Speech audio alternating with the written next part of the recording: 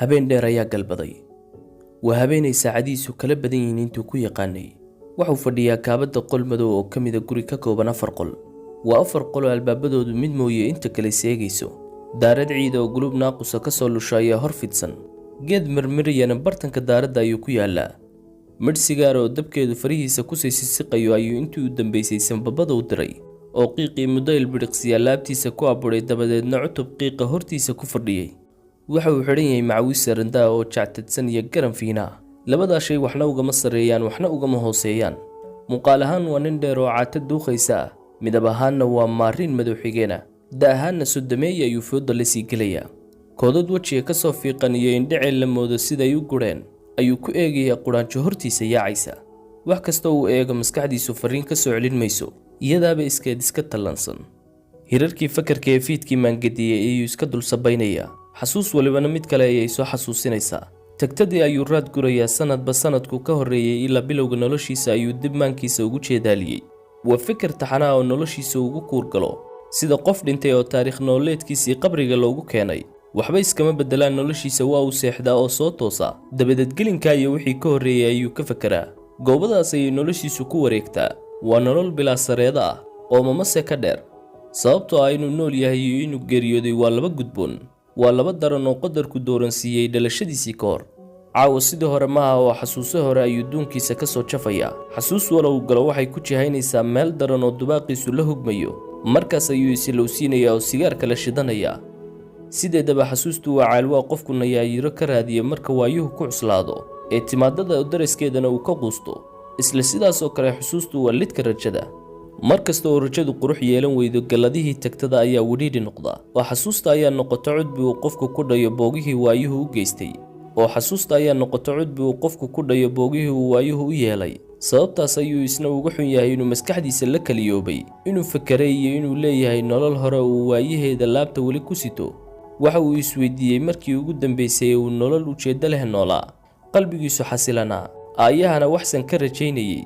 waa 3 qaamuuska noloshiisa la mooday in hal mar iskiisad laga mariyey. waxuu dib ugu celiyey xasuusta 20 sano hortood ah si uu u goobo macnaha jiritaankiisa. waxuu ka fekerayay wixii uu noolaa, oo muxuu u noolaan karaa wiil yaroo mii ka soo xarooday, intii badnayd ee noloshiisana tuulo ku soo qaatay. dabcan farxad. in lagu dilo nafsad ahaan iyo jir ahaanba lagu waxyeeleeyo haddii aad necbayd. waxa kaliya aad u nooleed waxay ahayd inaan waxba lagu yeelin, taasaana farxad ku ahayd. sidaas ayuu u fekeray. hanka ilmaha Soomaaliga oo dhan ayaa sidaas u liita. wixii uu xaq u lahaa ee uu mudnaa ayuu riyahaan u naawilaa.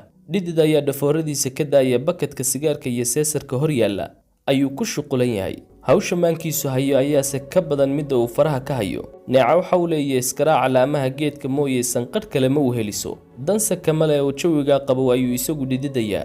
waa kaas ka fekeraya farxaddu waxay uga dhignayd. waa kaas xasuustay sidii ay ugu koobnayd farxaddiisu nacnaca iyo qunjuraafka kale aan waxba dhaamin. waxaa hor yimid dabakaayo yar oo ay daris ahaayeen. waa dukaan aan weynayn oo bagaashka yaryar ee nacnaca iyo wixii la halmaala lagu iibin jiray. meel ayay noloshiisa kaga taalla xilligii damalo xagare uu ku noolaa. sababtuna waa in farxaddiisa halkaasi lagu iibin jiray. oo maxaa ka wanaagsan inaad taqaanid halka farxaddaada lagu iibiyo iyo inaad la socotid hadba sicirka ay joogto. dabcan waxba qofku weyn haddii dareenkiisa la dhaawaco cafis uu ku doorsan karaa shay qaaliya oo lagu xaalmariyey, balse ma ilowsiiso dhaawaca. halka ilmaha yar ee kashiisu saafiga tahay xabad nacnaci wax kasta ilowsiin karto. waxaa ku jarribay inuu tagtada dib u dheehdo. waa murugada sababliyada ah ee weynaantiisa la soo daristay iyo aragtida taban ee uu nolosha ka qaatay. fadhiga ayuu beddeshay uu ka fekeray wax kasta uu la noolaa ku taami jiray uuna rajeeyey. ma garan mana xasuusan riyadii uu la noolaa yaraantiisii. maxayse sheegaysaa oo agtiisa ka tahay hadda? kolley waa wax uu xaqiijiyay ama uu yeeso haddeer.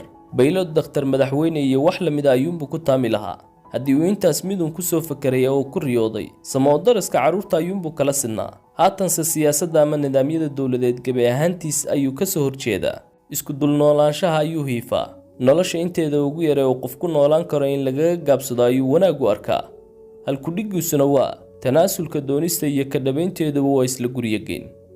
habdhaqankiisa marka la eego waa suufi, balse ruuxda uma goyn oo adduunka kama wada saahidin. falsafadda ma necba, haddana iimo iyo eed ayuu u hayaa falaasifada. muran madhalaysa ayuu ku tilmaamaa aragtiyada isku lidka ee falsafadeed. waxuu ku tilmaamaa in falsafaddu ay tahay oo daraska xaqiiqo lagu baadhayey. qofkii ugu horreeyey ee dadaal uu sameeyey oo runta ku baadigoobay dabadeed dadkii uu la yimi iima ka dhex baadheen wixii uu sheegay. halabuurka ugu weyn ee aadamuhu inuu mandiqa yahay ayuu aaminsan yahay, balse mandiqa laftiisa inaan xaqiiqo lagu gaadhi karin ee uu yahay halbeeg fashiliyey in aadamuhu isu garo iyo khaaqleeya ayuu ku doodaa. taasna waxa uu sabab uga dhigay in naanaysta faylasoof ay wada qaateen qof wax maleeyey aragti la yimid iyo mid wixii uu kaasi maleeyey iima ka dhex baadhay oo buriyey. sababtaas ayuusan aragti falsafadeed adduunka uga haysanin.